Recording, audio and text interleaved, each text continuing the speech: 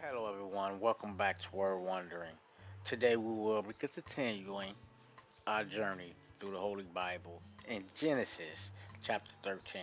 But before we continue in Genesis chapter 13, I'd like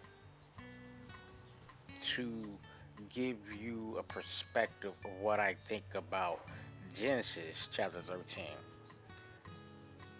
I think about God and the most valuable, priceless, and precious thing that God has given us, and that is His love, right? But there are other things also that I consider, like the food that we have, the water that we need, and all the things that are upon the earth that God has given us to make and create. With that being said, let us get started. Now sit back, relax, and let us continue. Genesis chapter 13. And Abram went up out of Egypt, he and his wife, and all that he had, and Lot with him, into the south. And Abram was very rich in cattle, in silver, and in gold. And he went on his journeys from the south even to Bethel, unto the place where his tent had been at the beginning, between Bethel and Hai, unto the place of the altar which he had made there at the first. And there Abram called on the name of the Lord. And Lot also, which went with Abram, had flocks and herds and tents. And the land was not able to bear them, that they might dwell together. For their substance was great, so that they could not dwell together. And there was a strife between the herdmen of Abram's cattle and the herdmen of Lot's cattle. And the Canaanite and the Perizzite dwelled then in the land. And Abram said unto Lot, Let there be no strife, I pray thee, between me and thee, and between my herdmen and thy herdmen, for we be brethren. Now wait a minute. Abraham is talking to Lot. You know that Lot is um his Lot is a child of his brethren. So I'm looking now. We would call that his nephew, right? But he don't describe him as his nephew in this verse. He called him a brethren. Let us continue. A whole land before thee? Separate thyself, I pray thee, from me. If thou wilt take the left hand, then I will go to the right. Or if thou depart to the right hand, then I will go to the left. Now, and Lot. another thing that I've noticed here is that Aham is a what I would like to call him is a humble man that do not want any drama in his life. Don't want anything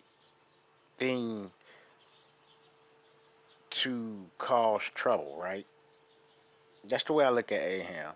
And he's saying to his nephew, his brethren as he called him, take we don't need to fight. We don't need to fight about anything. You know what? I'm gonna give you I give you the decision. Whatever you want, take it. If you want to go to the left, go to the left. If you want to go to the right, go to the right. But please, let there be no strife between us. Let us continue. Jordan, that it was well watered everywhere, before the Lord destroyed Sodom and Gomorrah, even as the garden of the Lord, like the land of Egypt, as thou comest unto Zoar. Then Lot chose him all the plain of Jordan, and Lot journeyed east, and they separated themselves the one from the other. Abram dwelled in the land of Canaan, and Lot dwelled in the cities of the plain, and pitched his tent toward Sodom. But the men of Sodom were wicked and sinners before the Lord exceedingly.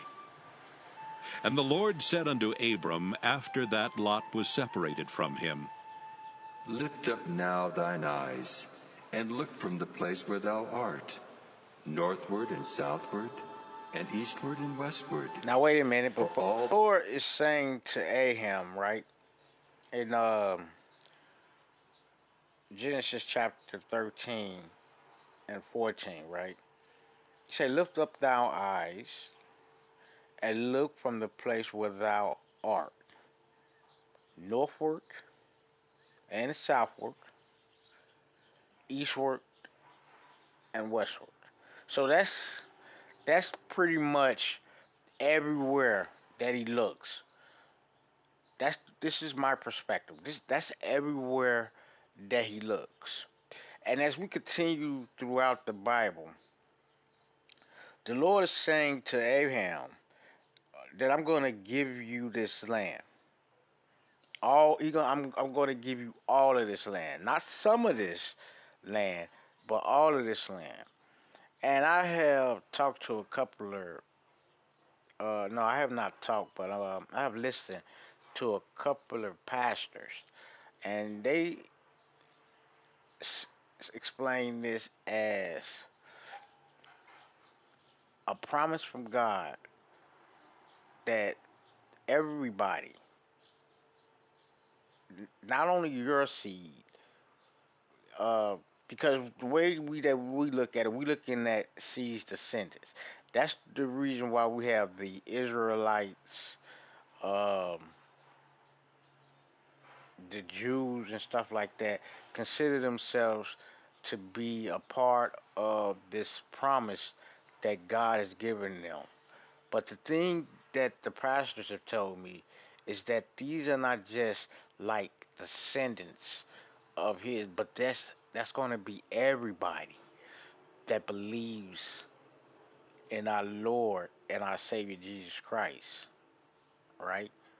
So whoever believes in our Lord and our Savior Jesus Christ is considered also to be a seed of Abraham.